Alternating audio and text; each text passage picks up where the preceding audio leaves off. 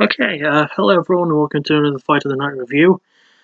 This is for the Fight of the Night between Rob Font and Ricky Simone at UFC Fight Night, Overeem vs Rosenstrike at the Capital One Arena in Washington DC. And if I don't sound too happy, it's not because of the fight itself was really good, but it's because of the main event. Like, the card was already hampered by a lot of, bad referee calls.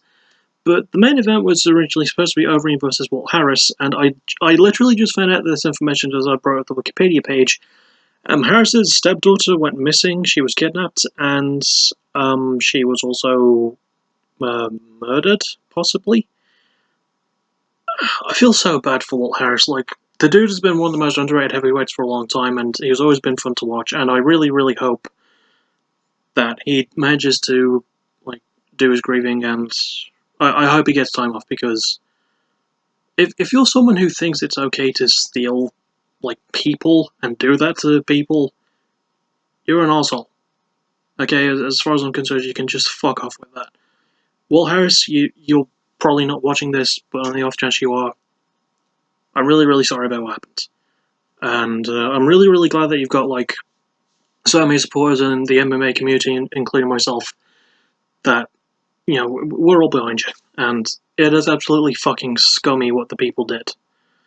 But you got justice, which is the silver lining, and I always try to look for that. I think I should start talking about the fight now, though, which was indeed pretty good, so that's what we're going to do. So yeah, Rob Font versus Ricky Simone. Rob Font has been appearing a lot on my, not on my list, on the best fights of the night lists for most of the year now. He's been improving quite well. Ricky Simone is someone I've been familiar with for a little while, but not much. And it's sort of fitting that the fight of the night went to two people who were natives of Washington. Not specifically DC Washington, but Washington nonetheless. So, as always, we break it down round by round. I try and remember as much as I can and tell you what I thought of the fight at the end, so that's what we're going to do, with a bit of a heavier heart than normal because of what happened to poor Walt Harris. So, fight starts as usual, and Rob Font immediately starts pressuring Ricky Simone. I have to remember it's pronounced Simone. I'm just going to call him Ricky, I think.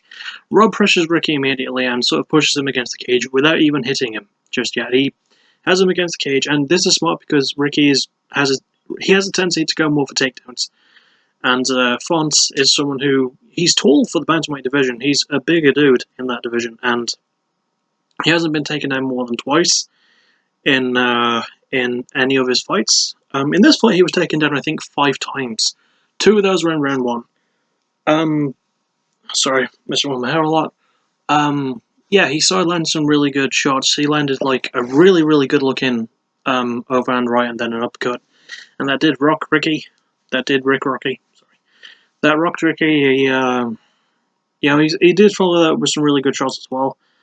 But it was definitely, I feel like in my opinion, it was definitely Ricky who did start to pull away with it more with his takedowns, and he probably landed the best shot in this fight, in my opinion, round 1, where he landed a beautiful, effector right and then went for a left hook.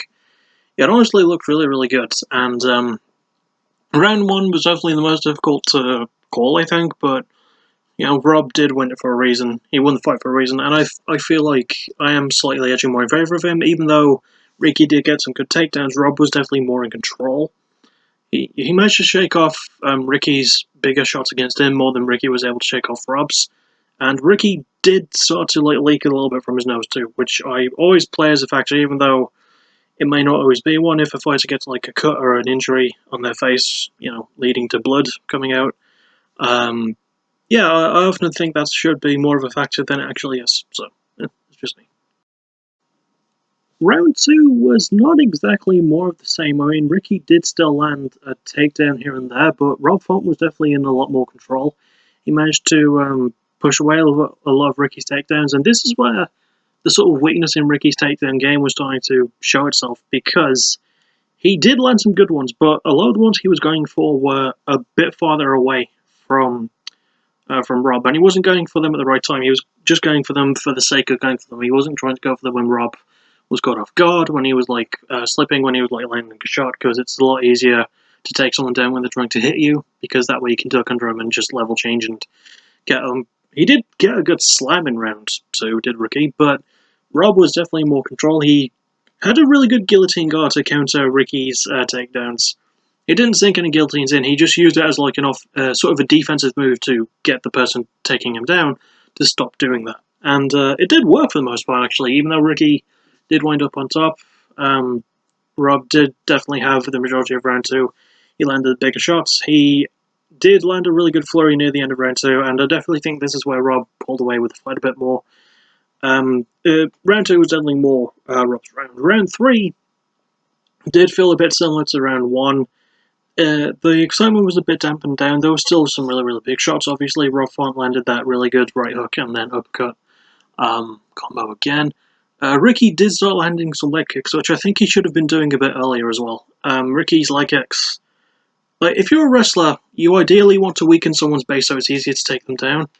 And absolutely, like, going for the leg kicks, he should have been doing that a bit sooner, I think. So, yeah, that was definitely what Ricky's bread and butter should have been, even more, because I think he just got lucky with some of the takedowns he landed. He did land, like, a couple in rounds, too. I think it was 2 in round 1, 2 in round 2, and 1 in round 3. I could be getting those last 2 the wrong way around. No pun intended. But yeah, Ricky was like his weakness was a lot more shown when he kept going for the takedowns from super far away, and it really didn't look good. It just looked a bit clumsy, if I'm being honest. And that's not really fair to say, because I thought Ricky was really good in this fight. He managed to tough out some really big shots from Rob Font, who is a great boxer. Rob Font's a really good boxer.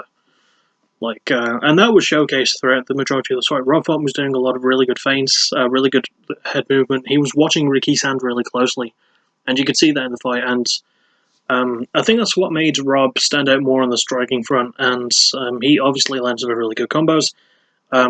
Ricky landed some good takedowns, landed some good shots, but not nearly the level of Rob. And obviously, the crowd started to get into it near the end of the rounds, but Rob definitely stood tall by the end.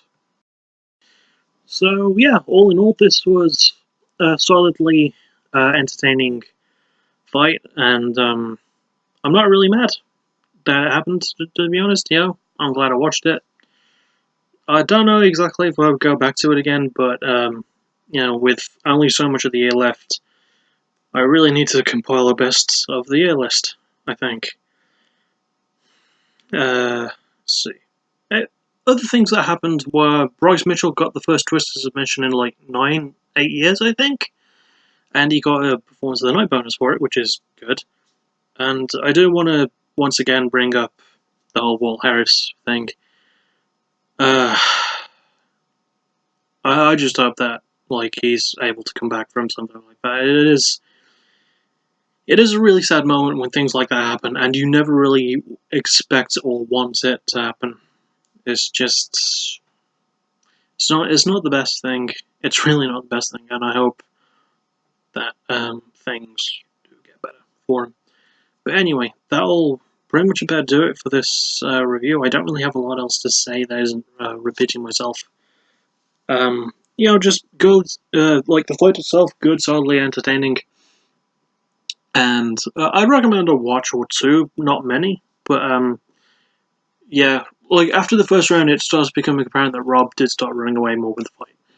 So, next thing I'll see you for will maybe a vocal cover, maybe Defy the Gods for PBW. I'm not really sure. It might be just that. I might do that tonight. I have no clue. I mean, it's going to come at some point. I just don't know exactly when. So I'll see you for whatever is next on my channel, basically. And as always, that's my cat. He's asleep. Thank you for watching. You're awesome. Bye bye. Done here.